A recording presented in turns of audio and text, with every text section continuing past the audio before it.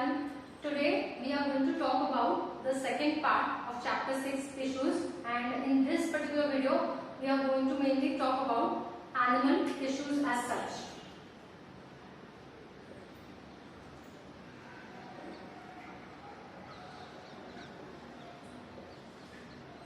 Right? So in our previous classes we had studied about the various plant tissues and how they are different from the animal tissues. Animal tissues are going to be very different from your plant tissues because see, in plants growth is for an indefinite period of time, whereas when we talk about animals, they grow for only a limited period, and the certain cells are going to be present in certain group of tissues. When they develop or reach adulthood, they are going to perform a restricted function as such.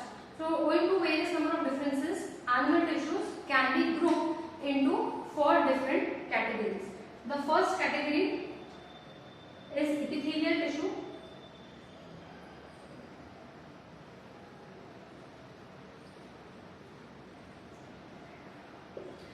These tissues are mainly going to be found at as a linings or as the barriers of all the organs. The second is the connective tissue.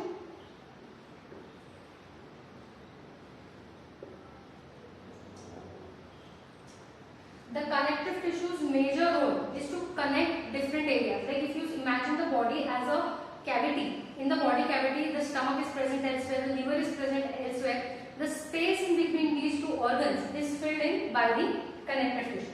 Then animals have the ability to move. This is mainly a function of 2 associated tissues. First one is your muscles,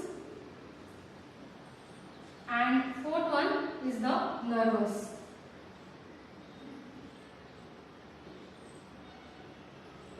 Right. Now there are multiple types of tissues. For example, epithelial tissue can be divided into simple epithelial tissue, squamous epithelial, ciliated epithelial tissue. The connective tissue we are going to see about 5 to 6 types. You guys are going to learn about blood cells, the bone cells, the cartilages, tendons, ligaments.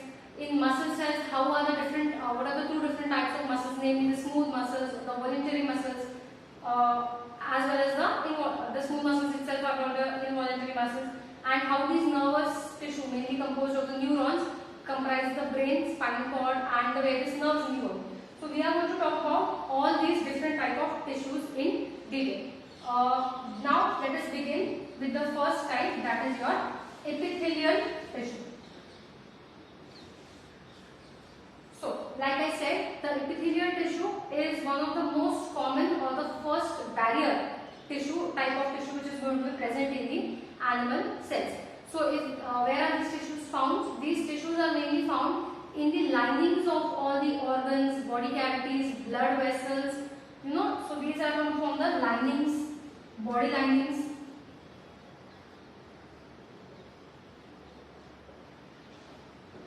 So let us talk about general properties of these epithelial tissues. These epithelial tissues are usually present in close contact with one another. So if one cell is present, there is no intercellular space. No cellular space. And then there is a cementing material which is present over here, cementing material.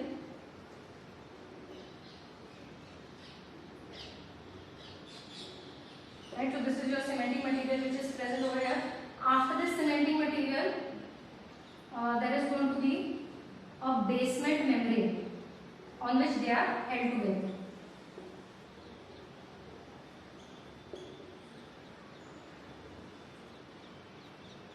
So like I said, they are lining all the cavities, all the organs, all the tissues, right? So if anything has to enter inside the cell or go from inside the cell into the environment, then they have to cross this particular epithelial tissue line. This tissue is variably permeable. Certain parts of this tissue may be permeable only to certain molecules, whereas it may not be permeable to other molecules. So permeability is mainly, permeability of anything inside a particular tissue is mainly going to be associated with your epithelial tissue. So now let us move on to the different types of epithelial tissue which is going to be present in the body. Okay, so squamous epithelium.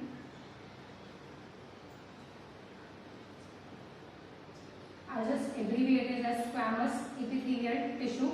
Now, squamous epithelium can be divided into two types. First one is simple, second one is stratified. Right. Okay. So the name itself suggests it is going to be a very simple, thin, flat,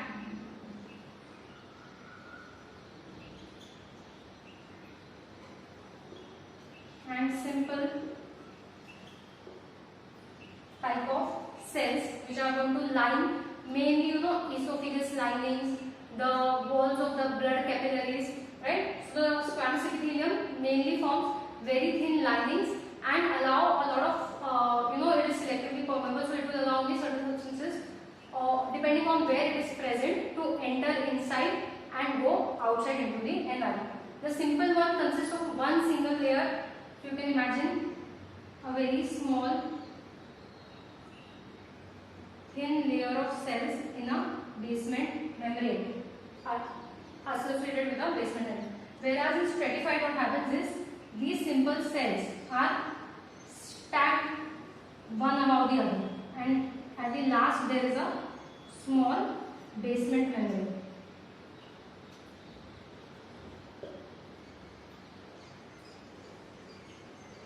So you can have the number of cells over here arranged one above the other in a stratified manner. That is why they are called as stratified epithelium. These are mainly found in skin.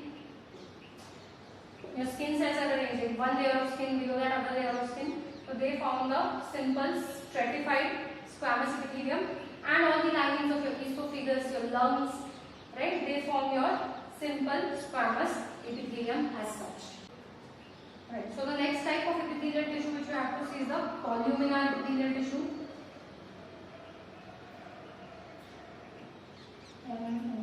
Columnar epithelial tissue. Like the name only suggests, these cells are going to be present in column-like structure. So this you can see, large columns are going to be present. Right? They are going to have a nucleus. Right? The main function of these cells is its association with secretion. So, for example, in the intestine, these columnar cells are going to secrete out some compounds which are going to be responsible for the functioning of the intestine, maintaining the pH of the intestine. Right? These columnar epithelial cells are mainly associated with secretion. Large column-like structures are going to be present. You can have yet another subtype of these epithelial cells known as the ciliated epithelium. So on top you will have hair-like projection. So it is going to form the ciliated epithelium. Right? This ciliated epithelium is mainly present in your respiratory tracts.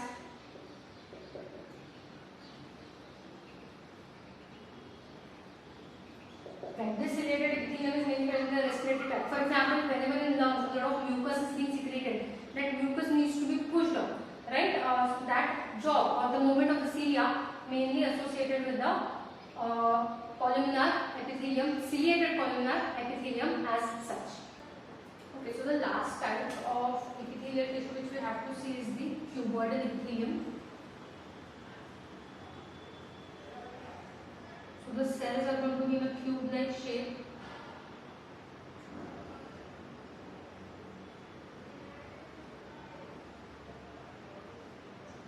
Right? So it is going to be a cuboidal epithelium. Where are these cells present? So these cells are mainly going to be present in the linings of the kidney tubule, in the various salivary organs, not salivary organs, salivary glands. So these tissues are going to be present mainly there, and their main function is mechanical support.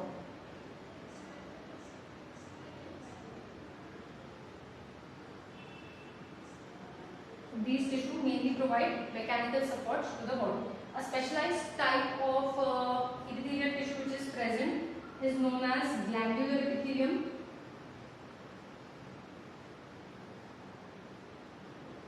So what happens is mainly whenever there is a continuous lining, sometimes it attains a special function. The cells enfold themselves and secrete various hormones, enzymes which have specialized function depending on where these glands are formed. So the last type of specialized epithelial tissue is known as your glandular epithelium.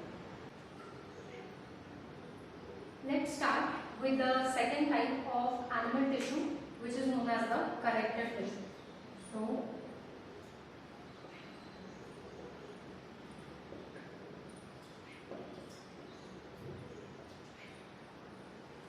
in case of the connective tissue, the name itself is self-explanatory with regards to what is the function of this tissue. So this function is going to serve as a connection between various organs and tissues. So because it is going to fill the empty spaces between organs, and it is going to fill as a link of connecting the two organs together, this tissue does not have a very restricted shape. Usually what happens is the connective tissue is suspended in the you cannot suspend it. It is made up of two parts. The first part are going to be some cells, and these cells are going to be, so this connective tissue, or if you want to make points, is composed of two things.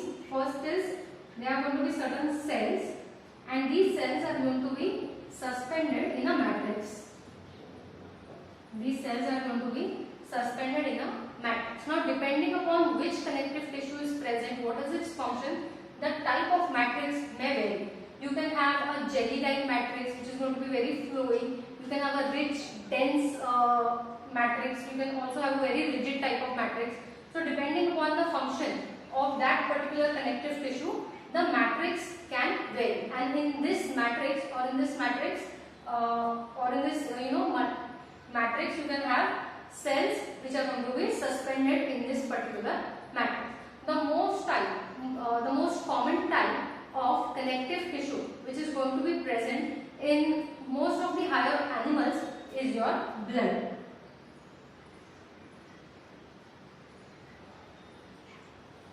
Right? So the blood is one of the most common examples of any connective tissue which is present in your multicellular animals.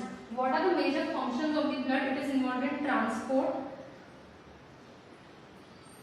So what does this blood transport? Not only carbon dioxide, oxygen, it also serves as a transport or carrier of various hormones, salts, right? So your blood gases, so blood is going to be a transporter, or so the blood is going to be having the main function of transport of nutrients, gases across the body, right? So now let us look at the composition of this blood.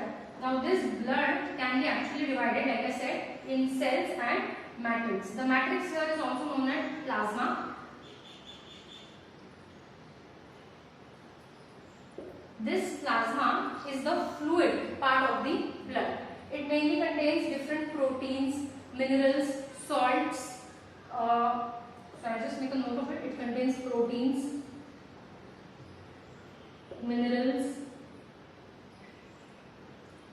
salts, hormones, right? So the list can go on. The water content, everything is going to compose of the plasma.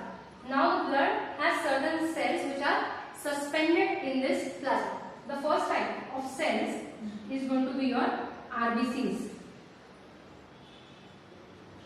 These RBCs, commonly known as red blood cells, are also known as erythrocytes. They do not have presence of any nucleus in them, and they are having a proper elliptical shape. They are mainly responsible for transport of oxygen and carbon dioxide across this particular connective tissue, or across the body for that sake. The second type is your WBCs. WBCs are also known as your white blood cells. These are the fighters of the body, right? So if there is any infection in the body, any pathogen is entered, these cells are going to be responsible for fighting off these infections. Now, WBCs can be divided into a number of categories. For example, the first type of WBC which you can have is neutrophils.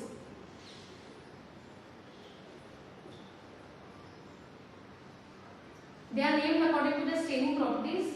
You can see the structure of these neutrophils over here. They are multinucleated. Right? They are multinucleated and they are granular. That is, their cytoplasm is made up of large number of granules. Right? So neutrophils Then second type of cells which you can have is the eosinophils.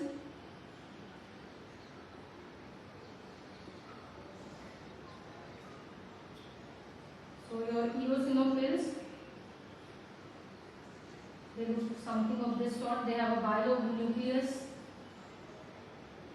and, like I said, dense cytoplasm. All the three types of cells, that is eosinophils, neutrophils and basophils, they have a granular type of cytoplasm, right? They are called as eosinophils because they stain very easily with a stain called as eosin.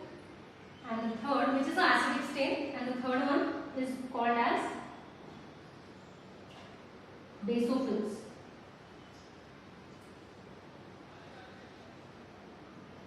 Right? So the basophils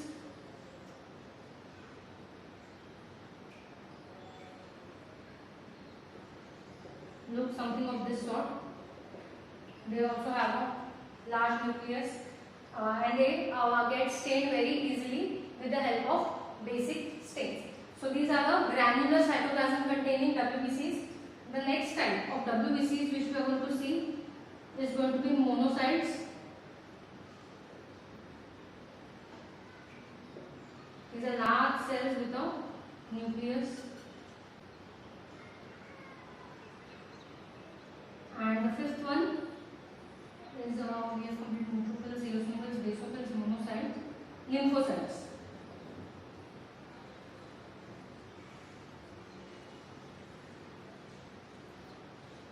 Again, these lymphocytes slightly smaller as compared to your monocytes. So monocytes and lymphocytes are mainly responsible for immune function of the body, that is they are involved in secretion of B cells, T cells, secretion of antibodies, right? So mainly in immune response against a particular pathogen.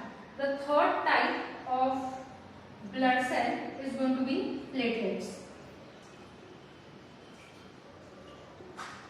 Right? Platelets are mainly irregularly shaped structures. So you have RBCs, you have WBCs and the different types, and you have platelets. Right? So this is all about blood as a connective tissue. Okay, so now let us talk about the next connective tissue, which is bones. See, your bones are a complete contrast to that of the blood cells. The matrix in this bone is going to be very hard or rigid, you can say. This hardness or rigidity is mainly provided to the bones in the matrix by presence of calcium and phosphorus.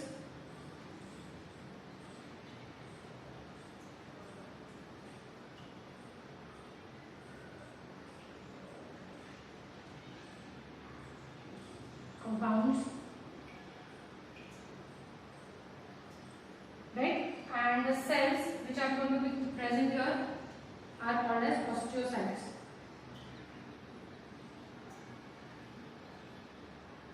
Or bone cells, right? So what is the main function of these bones? These bones mainly provide a structural support to your body.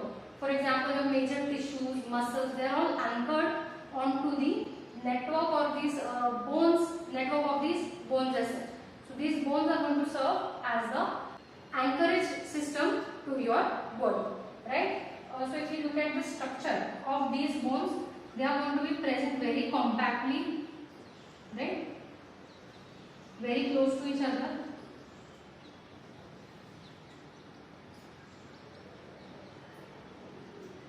So if you see in this compact manner, they are going to have a number of osteocytes which are present. You can mark number of osteocytes are going to be present over here. Apart from this, usually from near the bones, a canal-like structure passes known as the Haversian canal.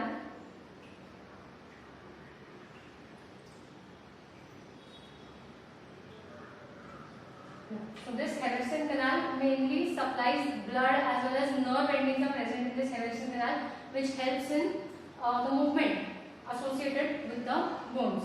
Apart from this, these osteocytes are arranged in a canopy-like structure.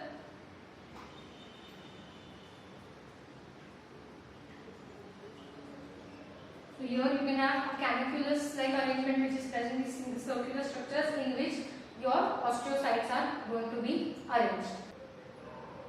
Okay, so this is all about the bones. Like I said, the bones are going to be very strong, and one more important property which I did not mention is they are strong and non-flexible.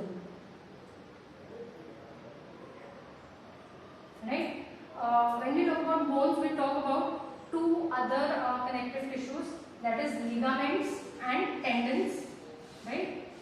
Let us quickly see this two, that is ligaments and tendons. Again, both of these tissues are yet another type of connective tissue. One important property of both of them, that is they are very strong, just like your bone cells. One major difference in these two, that this is very elastic and this one is not. So this is quite rigid, or you can say non-elastic as such. Right? So this is about your ligaments and tendons. Ligaments are mainly going to connect two bones. So ligament, if this is one bone and this is one bone, they are connected by a connective tissue known as ligaments, whereas your tendons connect your bones to the muscle. So this one is going to connect bones and muscles. So this is mainly going to connect your bones and muscles. Both of these are important connective tissues which are going to be present along with the bones and assist in movement of your skeletal muscles. Okay, so we have looked at bones, we have looked at ligaments, we have looked at tendons. One tissue again which we missed out is your cartilage, right? So we'll talk about cartilage as well. Okay, so whenever we are talking about cartilages basically are present in the body so that some surfaces of the bones can be smoothed out. Simply, if you would like to see a very small example, cartilages are present in your ears, in the nose, in the trachea, in the larynx. You can fold this trachea, right? So cartilages give basically smoothen the bones. They are present at various different locations of the body as well. These cartilages smoothen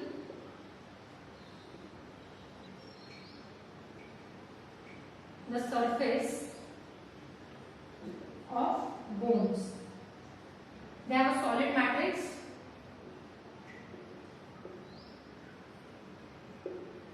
which is made up of sugars and proteins. Right? They are present in joints.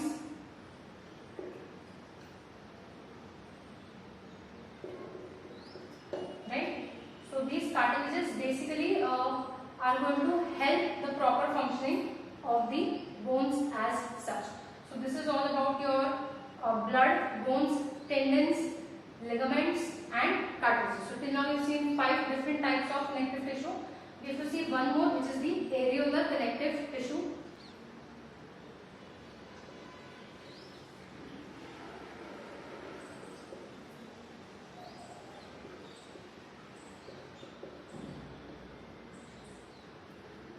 Next type which you have to see is the areolar connective tissue.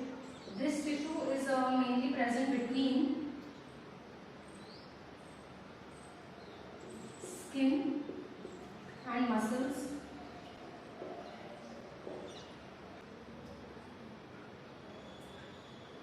Or between blood vessels, near nerves, and if I am not missing out, bone marrow.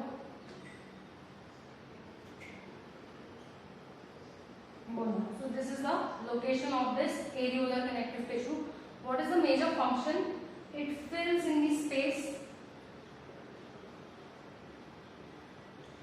It fills in the space between the cavities. So if you can imagine our body as a huge cavity in which organs are placed, this areolar tissue is going to be filling this particular space. And if there is any damage, then the areolar tissue also help in repairing the particular damage in particular organs or tissues. So in damage and repair. Right? So this is the main function of the areolar connective tissue. The last type of tissue which we have to see is the adipose tissue. This adipose tissue is mainly involved in fat storage. Right? So if these are the cells of your adipose tissue over here, they will have a large droplet, fat droplet. Right? So large cells, circular cells which are going to have fat droplets. These cells basically act as insulators by absorbing all the different types of currents which are passing through the body, as well as charges which can be prevented with the help of these fat droplets, as well as they help in storing this excess of energy in form of the fat droplets, which can be utilized later on in the life when there is scarcity of nutrients as such. So this is all about your connective tissue in detail.